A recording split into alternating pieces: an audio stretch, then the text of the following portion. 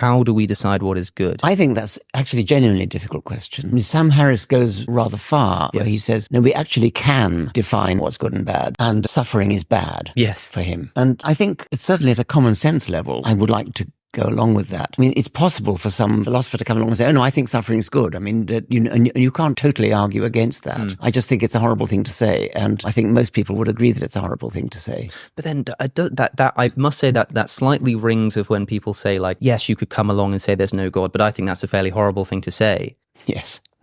Well, I suppose it's an aesthetic thing. I don't think it's a horrible thing to say. No, I mean, I don't actually have a comeback to some sadist who comes along and says, I think suffering is wonderful. So what if somebody is using some sadistic bent that they have in order to justify some religious morality? How are you going to communicate to that person that what they're doing is wrong? I think that such a person would be quite rare. I think I'd rather devote my attention to decent people.